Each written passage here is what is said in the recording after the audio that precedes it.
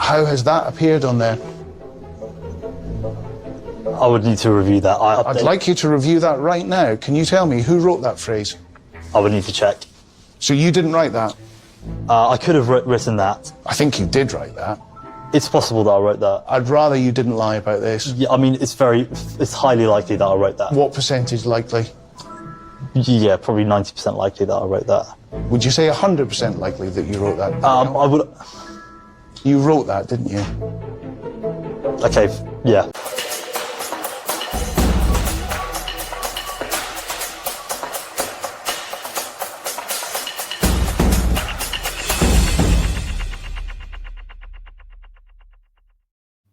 Hello and welcome to the League One Lowdown podcast. My name is Sam, and as always, for my preview shows, I am joined by Callum. Hello, Callum. Hello, Sam. How are you? How are we doing on this Thursday evening as we're recording this? Yeah, it's a pretty miserable Thursday, isn't it, at the moment? And Not too about bad, as miserable really, as both of our football clubs at this moment in time. Well, do you know what? It's not too bad being a Lincoln fan at the moment. Our form's terrible, but it feels like there's this air of acceptance. Yes. That this season's kind of gone. Yes, so as always, our Predictions League update. So, Callum, I am aware you've been at work all day, so you probably actually haven't had a chance to look at the spreadsheet that we've got in front of us.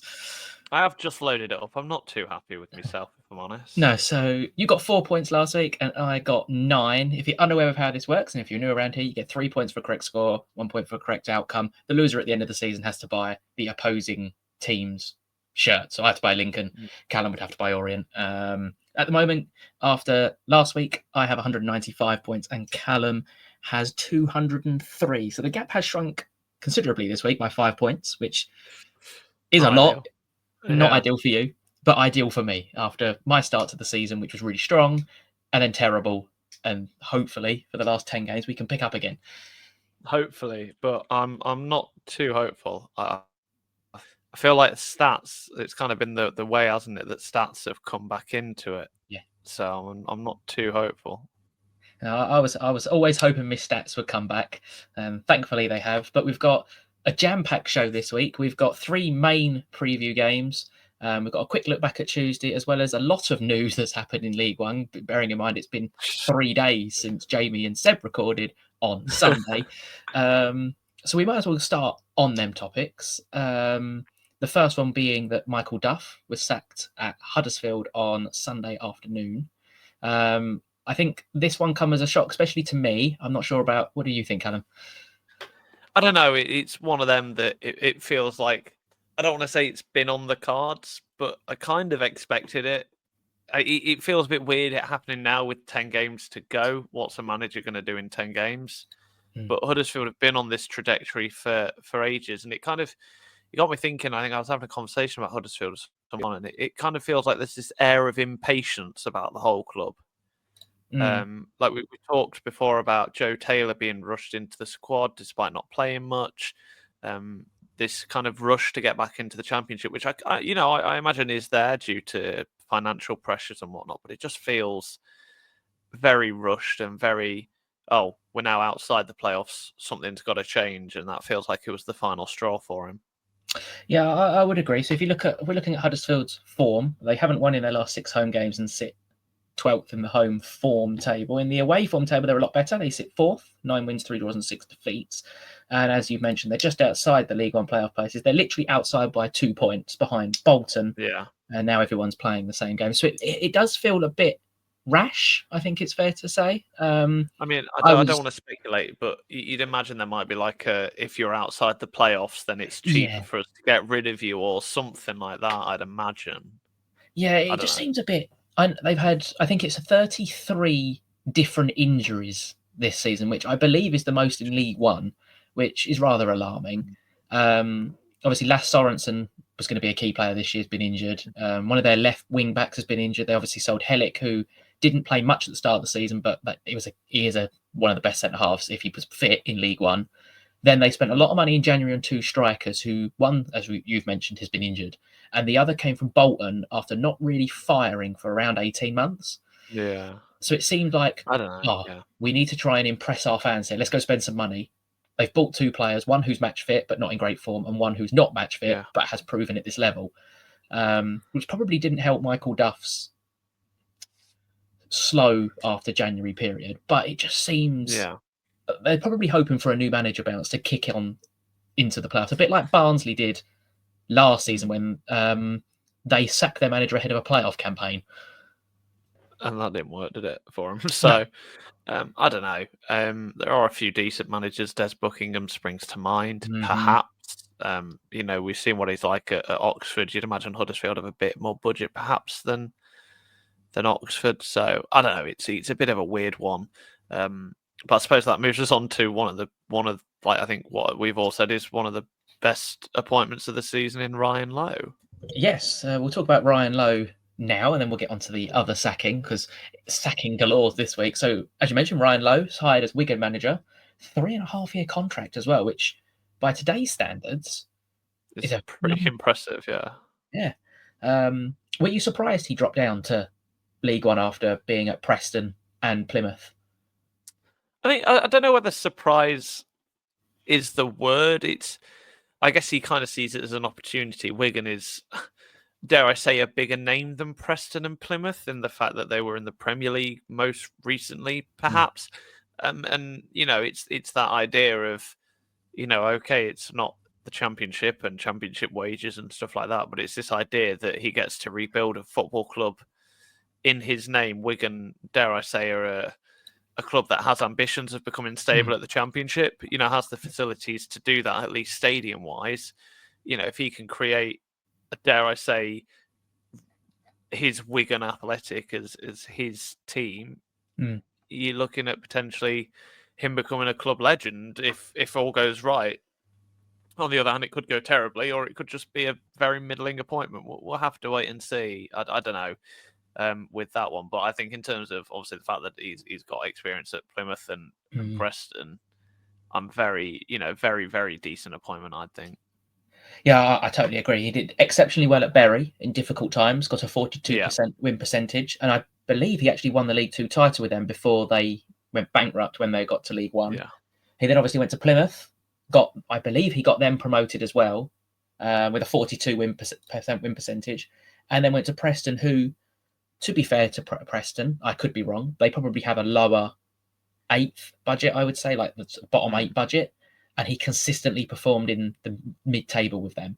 They probably outperformed themselves sometimes, and then the brand of football got aggravated the Preston fans, but I don't really know what they expect in terms of, do they expect to be top 6 when they haven't got a top 6 budget? They overachieve every year.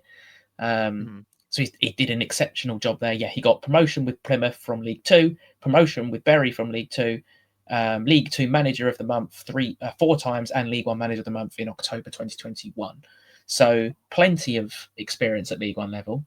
Promotion winner twice, and did an exceptional job at Preston. So it's a different sort of style to what Sean Maloney had. I don't think they'll be seeing as much possession-based football. I think it'll be a bit more direct. So it's going to be an important summer for Wigan in terms of recruiting the right players. We obviously said in our transfer episode, we rated Wigan's transfer window quite low in terms of they lost Taylor Asgard, but didn't really express their financial muscle in January in terms of getting a big name in. It was kind of all young players for the future. I think that's kind of what's brought him into the club. It's a club that's we hope and we think is coming out of a lot of financial mismanagement in recent years. So it feels like a very solid appointment. They must have obviously splashed a bit of cash to get him in, because money does talk in terms of convincing people to come down a level. So fairly decent appointment. Yeah, we've now got Stephen Schumacher and Ryan Lowe back in League One with big football clubs. So so next season could be an interesting one, especially if Bolton are still in League One. The only other manager sacking this week, which sounds weird, is Darrell Clarke at Barnsley. Now, Seb obviously was quite surprised, but not surprised at the same time. And he's probably in a better place than to talk about it than me and you on the weekend show. But it was another one that, in my opinion, came out of nowhere. He's managed 44 games at Barnsley, won 18, drew 7, lost 19. Again, they're probably they are where I expected them to be at the start of the season, roughly 10th. They had a poor summer window. They lost Herbie Kane, they lost Nicky Cadden, they lost Devante Cole, and they didn't really replace him. They brought Davis Keeler Dunn in, but they had to get someone in, otherwise I think the fans would have actually rioted outside the stadium. It comes to January.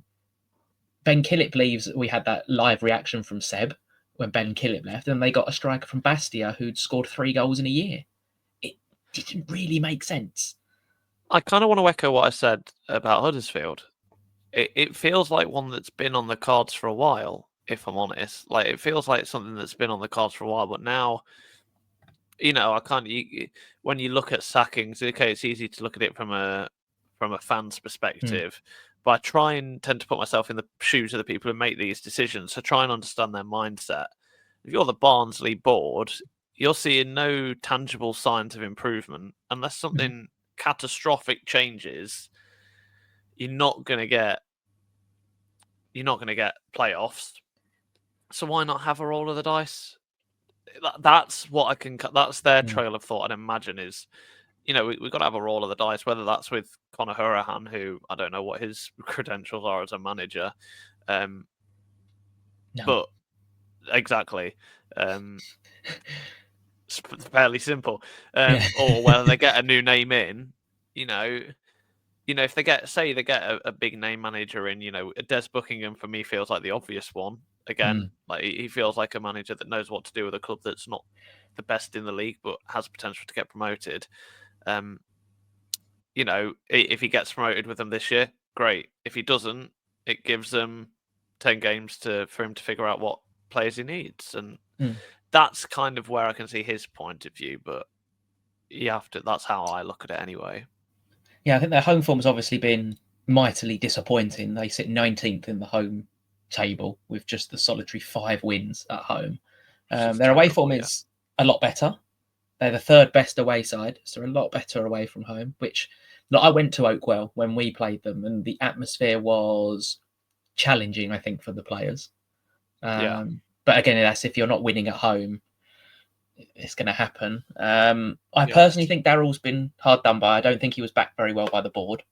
No, I agree with that. And I think the board probably expected to get top 6 because their name's Barnsley and they've got a couple of decent players. That's my opinion. It's one of them, isn't it? We've seen it with, I don't want to name them, but Birmingham. Their fans expect to finish top.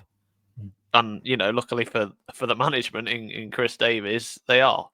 So he's under no pressure. But when a club has this image of itself and they're not achieving it, regardless as to whether we think that's realistic or not, it doesn't matter if the board thinks they should be achieving something and they're not, off the manager's head. Yeah, they're always made sort of a scapegoat, aren't they, managers, unfortunately, even if 100%. The players are the ones not performing. So it's easy just to go, well, just sack the manager. So the only other name that popped into my head was Ian Evatt for Huddersfield and Barnsley. Yeah. If they want a manager who has a lot of experience at League One. I personally felt he underachieved at times at Bolton, but he's a very experienced man at League One level. So we will wait to be seen about. Like, one of them could hire Dino if they want to. Yeah. They're both out of form. Give Dino a chance.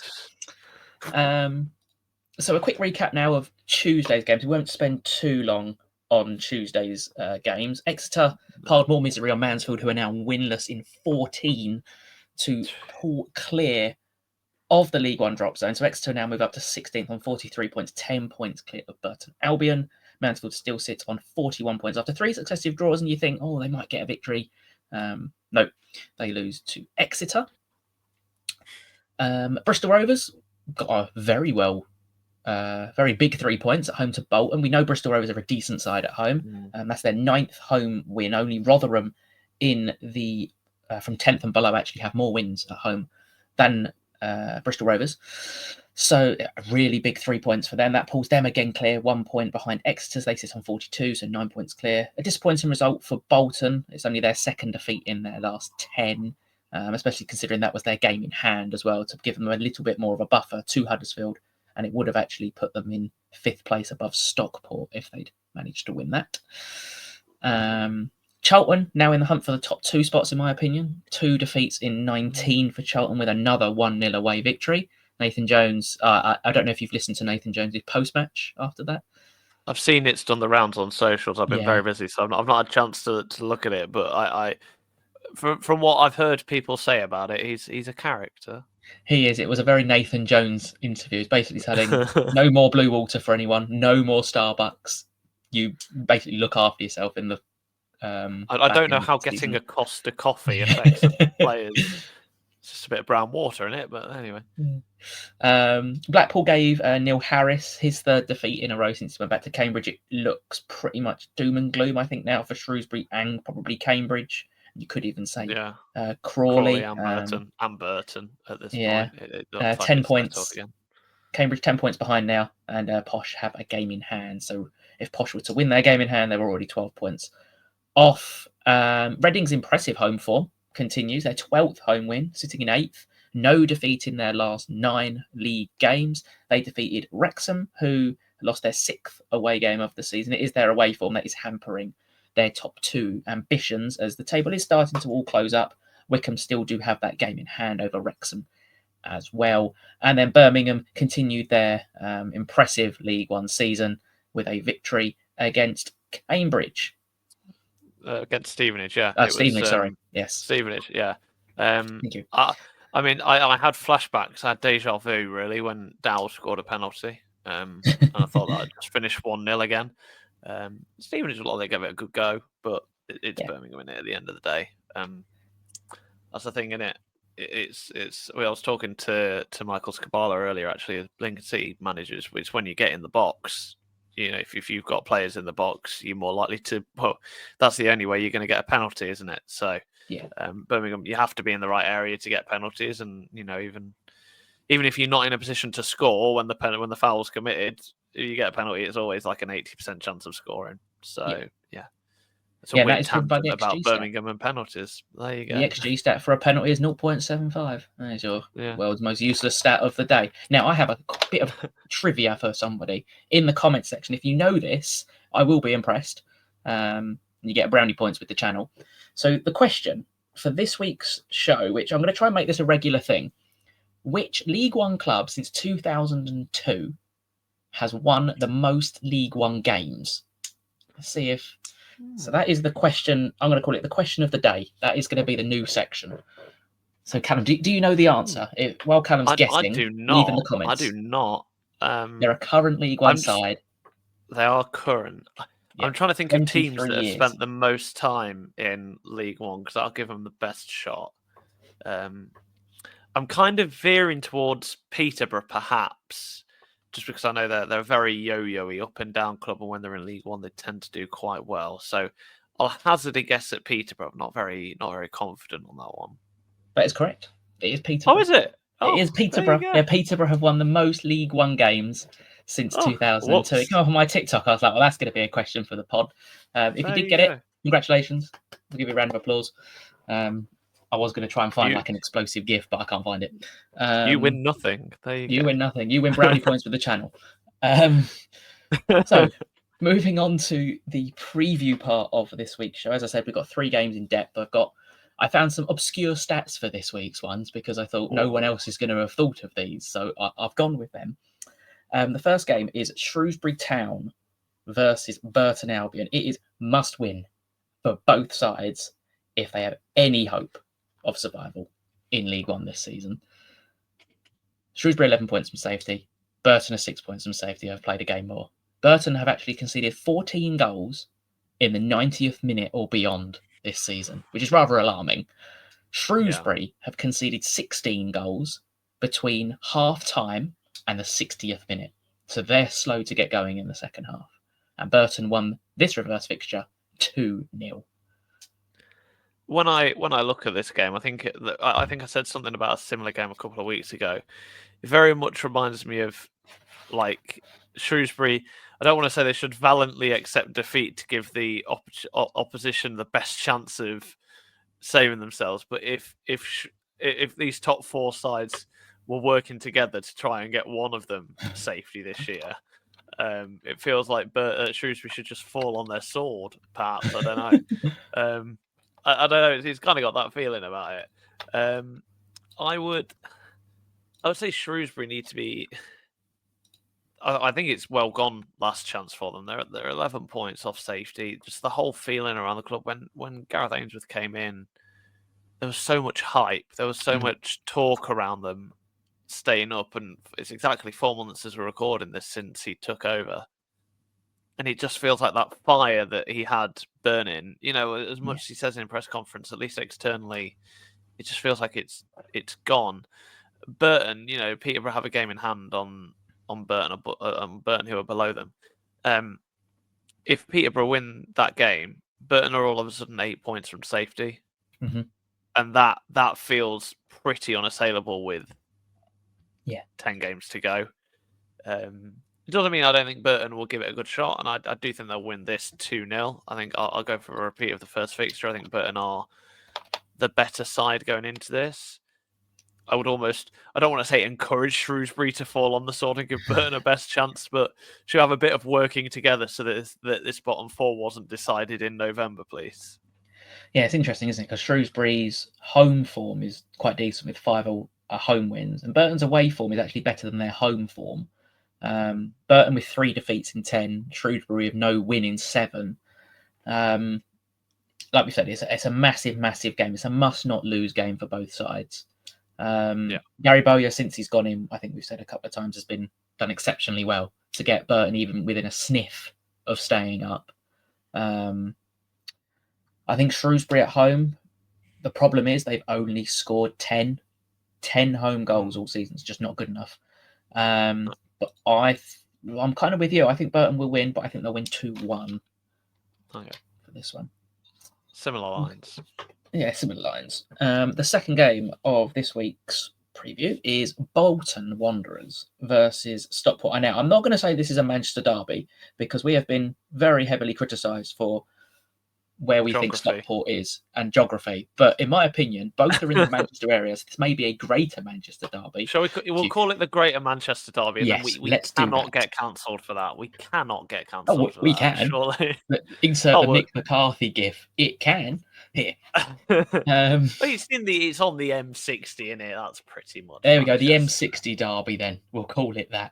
We'll call it that. And we've covered all bases. We've covered all bases there.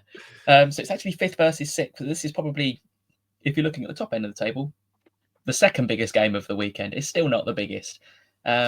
Bolton have conceded first in 7 of their last 9 league games, and have scored 9 goals at home in the 90-plus minutes. So very, very good in injury time. Stockport have 1 defeat in their last 10 and have scored 14 of their 23 away goals in the 90th minute or later, or the first 15 minutes of matches. So they end well and they start fast away from home. And Stockport actually won the reverse fixture 5-0, which is rather alarming when I read that stat. That was one of those games, wasn't it? And when Stockport first announced themselves really at this level. This game, it feels very weird to me. I don't know what it is about them. Stockport, I feel like recently, even though the form doesn't look terrible, they've kind of failed to. We all predicted them to be the side that would perhaps catch the top 2, and they've really not done that at all recently. Their form is very hit and miss. Recently, it feels like all of I suppose when you compare them to Birmingham, the top 6 are never really that consistent. Bolton as well, they feel quite hit and miss. Obviously, defeat last time out to Bristol Rovers, who are towards the bottom of the table. I'm conflicted with this game. I think if Stockport wins, it still gives them an outside chance of top 2. If Bolton win, I think their place in the top 6 is pretty much cemented. And I think, dare I say, if Bolton win it, I think that's my top 6 sorted. I think. Now Huddersfield are outside of it, I can't really see them kicking on. So I think it's a huge game, really, and it's one of them. Defeat last time out can either act as a sucker punch or an inspiration for Bolton. I kind of think it'll be the latter. I back Bolton Wanderers here. I go 3-1. Okay, that's interesting. So Stockport's away form is 6 wins, 7 draws, 5 defeats, and they've only got 1 win in their last 4. Well, you could do 2 wins in their last 6 for Stockport. Bolton have lost 2 in 10, but the manager of the month curse is definitely real because they lost their first game after it was announced. It's definitely real. Bolton's home form is 10 wins, 3 draws, 5 defeats, and they're the league's top scorers at home with 34. Only Birmingham and Wrexham are also in the 30s. I've gone for 2-2 in this game. Stockport have drawn 7 of their away games, so I think a 2-2 draw. I think both sides would take that. A lot of the sides are going to be playing each other over the next couple of weeks. So a team like Reading, who have only got to play, I believe, one team above them in their last 10, could be looking for an opportunity to sneak in. And if they do sneak in, then you could argue, regardless if he's been there half a season, Noel Hunt could be an option for manager of the season with everything that's gone on at that football club. We all thought when Ruben Sellers left, they would fall away, and they haven't. He's continued the good work, and he's bled more youngsters into the side as well. So exceptional for Reading. Move on to the next game is the top second versus third, probably the game of the weekend. Wycombe Wanderers versus Wrexham. Thankfully for Wycombe, they're at home because they're very good at home. And annoyingly for Wrexham, they're away because they're terrible away from home.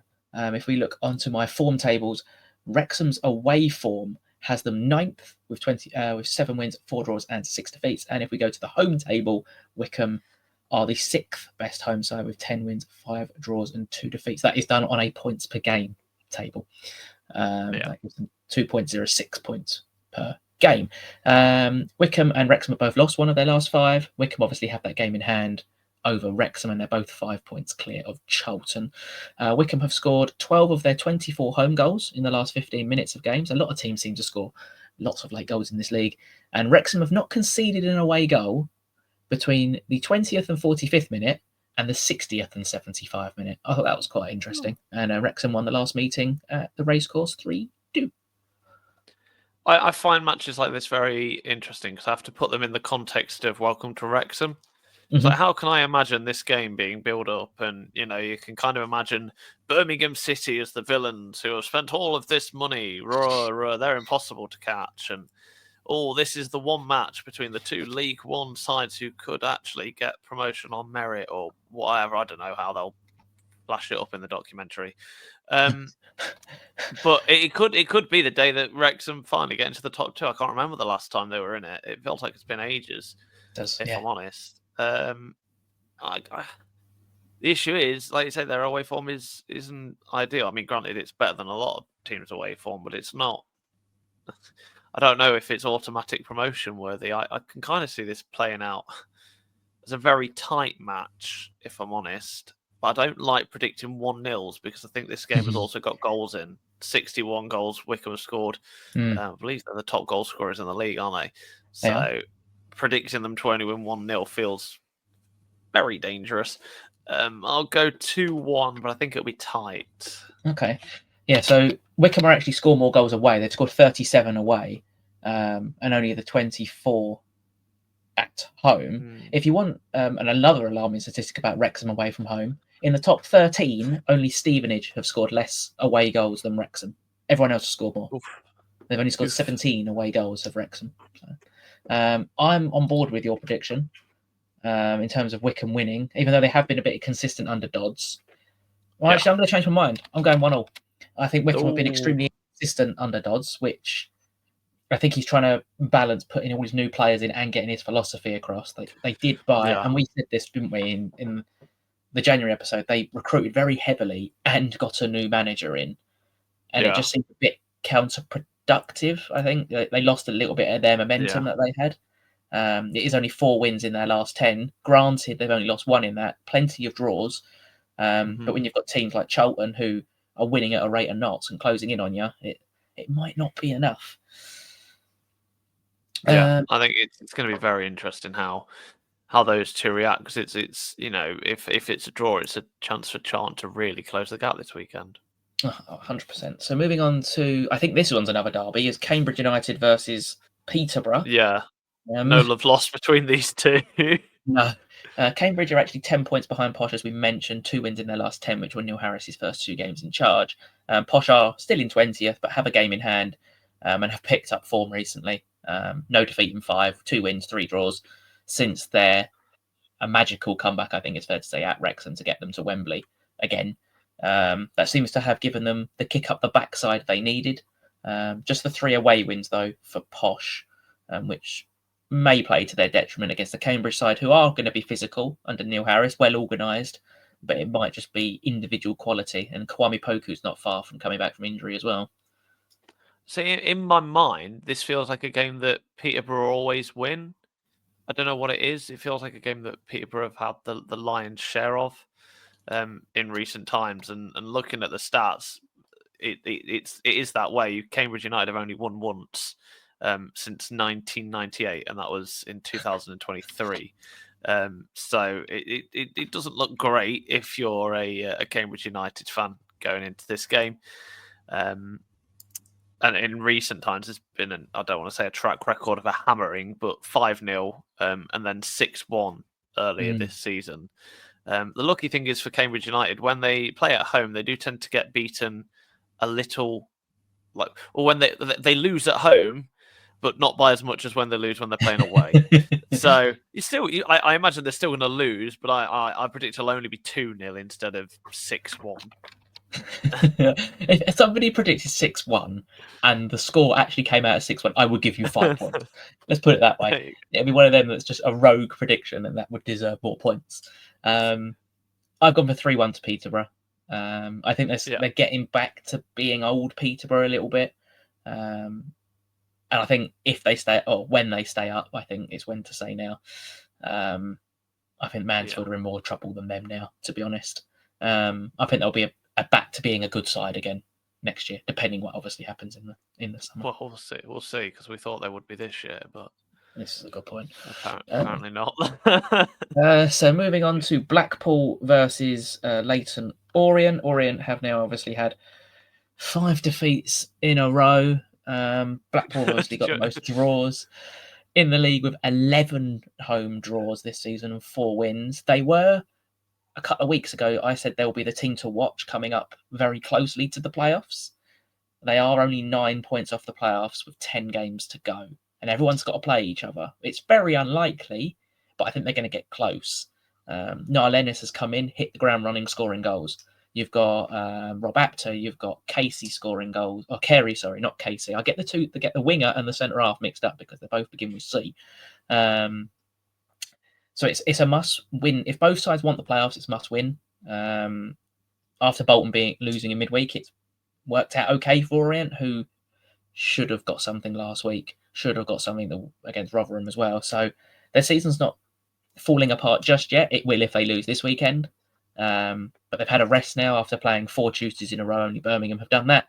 And but Blackpool only the 2 home defeats all season. I think it's going to be incredibly difficult. And I think it will be a draw. I'm with you on that one. I think the issue is with this game is it's must win for both teams, and both teams will know that. So I think it's going to be a draw. I think 1-1 maybe is a bit safe, but Blackpool do score a lot of goals. I think 54 seems a lot of goals when you compare to Stevenage, who are 1 place below them, who have scored 20 goals less this season. So I'll go 2-2. Why not? Both sides like to score. Blackpool like to concede. Orient only concede a goal a game on average, but I'll throw caution to the wind. You can concede 2 to tomorrow. I looked at the last 6 goals we conceded. Corner, mistake. There you go. What a rhythm that is. It is. I wonder what you've been practicing in training this week. Consistent. Very consistent. I believe this one is also a derby, but I'm going to say that very loosely. Let's get Google Maps up for this one. It's Reading versus Stevenage. I'm pretty sure this is a derby. I'm going to go out on a limb. My geography is not the best. We've obviously spoken about Reading and how impeccably good they've been at home. Stevenage, again, it's been a really decent season. The times they look like they're going to fall off, they don't. Away from home, only the 11 goals, but they've still managed to win 5 games. It's very, very rare Stevenage lose by 3. I don't even think they've done that this season. Impeccable at home, decent-ish away while they don't score too many.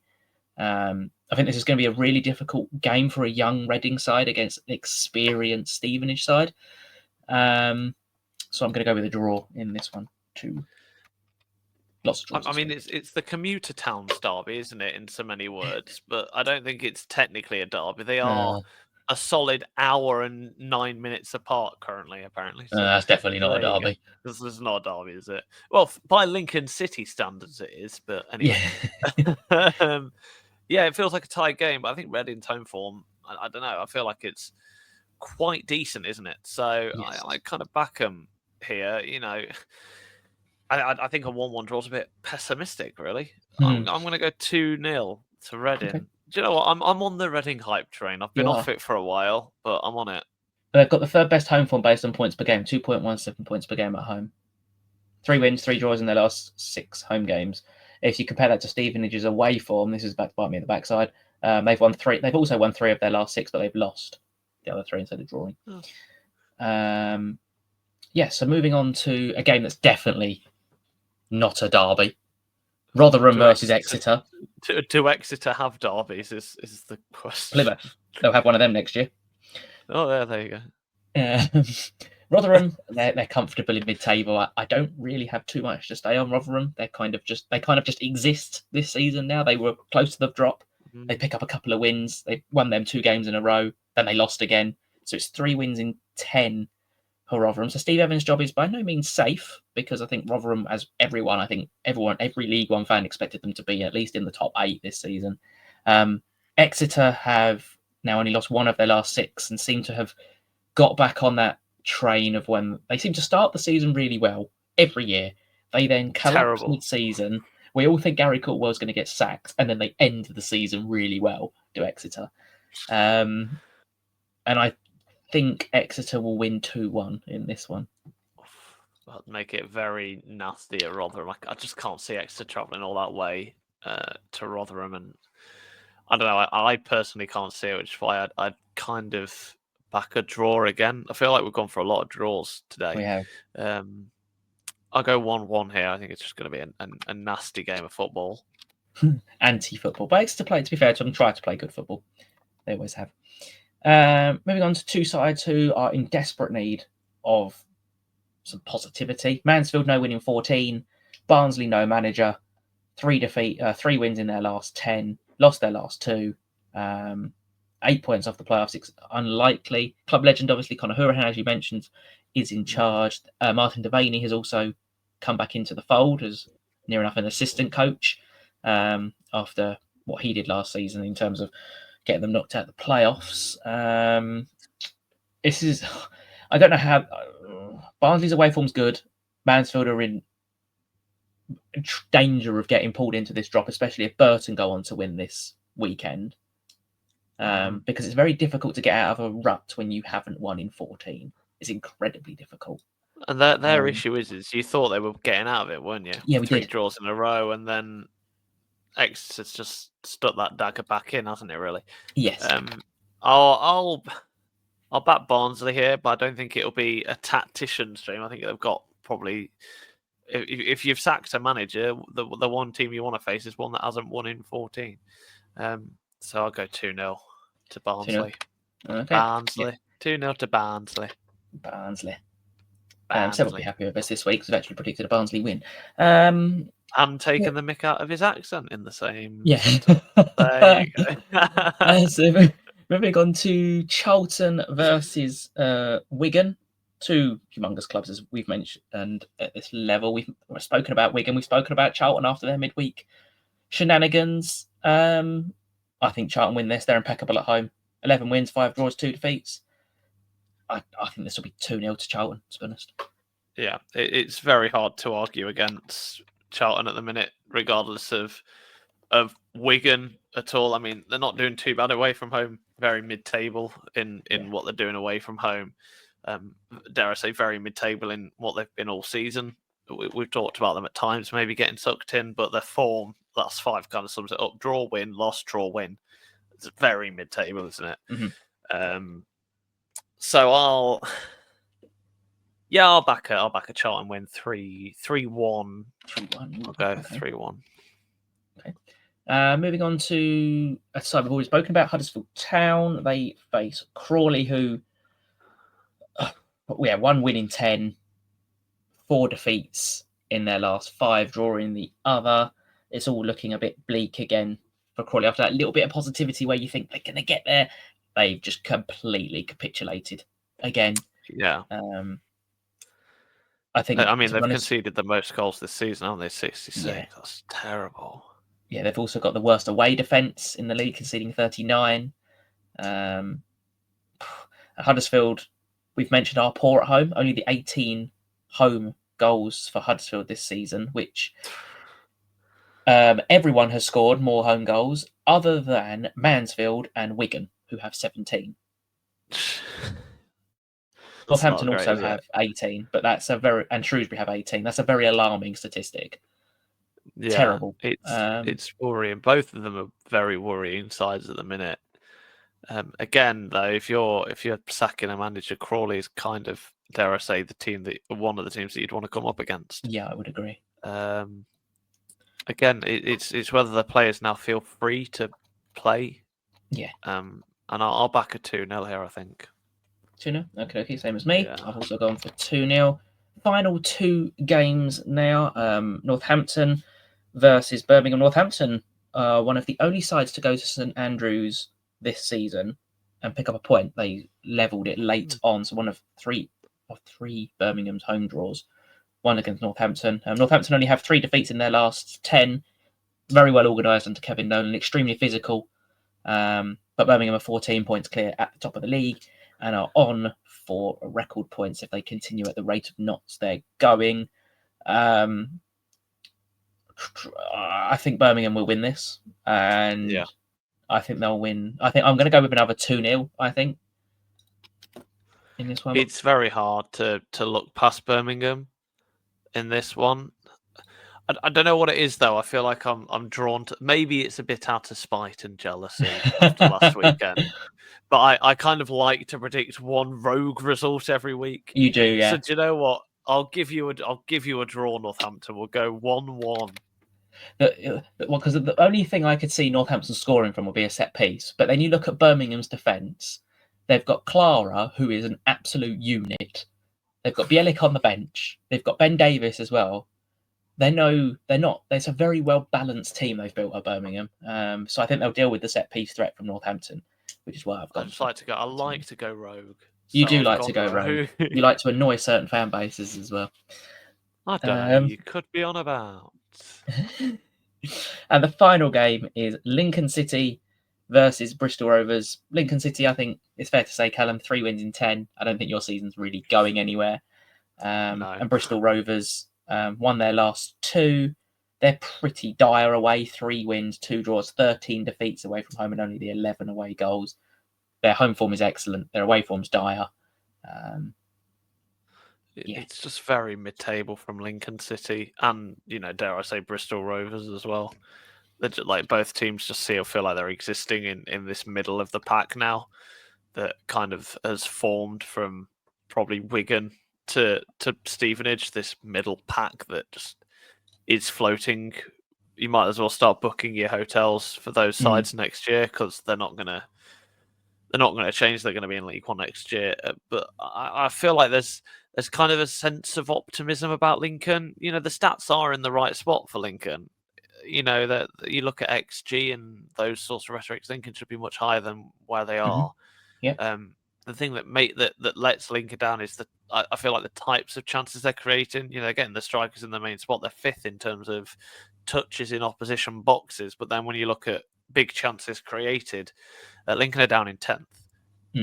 So they're getting into the box. They're just not getting into the right areas of the box. Yeah. And as I found earlier, to formulate that as a question to a manager is very difficult. To say, why are you getting the ball in the box but not in the right way? It's very difficult. Yeah. So it doesn't really work as a question. But and the management team know what they need to do there. They're not fools at all, which I suppose is the nicest compliment you can give someone, that they're not a fool. So there you go. I back Lincoln here, 2-0. Yeah. I think it'd be nice for them to get a clean sheet. George Wickens has been all right since he's come back into the side. Only conceded 2 goals, I believe, in the past 2 games, 1 each. So he's all right. And I think Lincoln will look to end the season on a positive. Yeah, and I've also got you to win. I've got you to win 2-1, just not because Bristol Rovers are a poor side, because I actually think they're quite a good side to watch anyway. Yeah. It's just their away form is really, really poor. And your home form, to be fair, is not too bad. Beautiful. Well, that about wraps up this week's show. I feel like we got through a lot in 45 or so minutes. Yeah, we've rushed through it. There you go. If you are new around here, please make sure to subscribe to the YouTube channel. We are also back on Spotify and Apple Podcasts, so woohoo! 81% of you aren't subscribed on YouTube, so if you please hit that subscribe button, it would be greatly appreciated. Thank you everyone for listening. Look after yourselves, and we hope to see you all in the next podcast.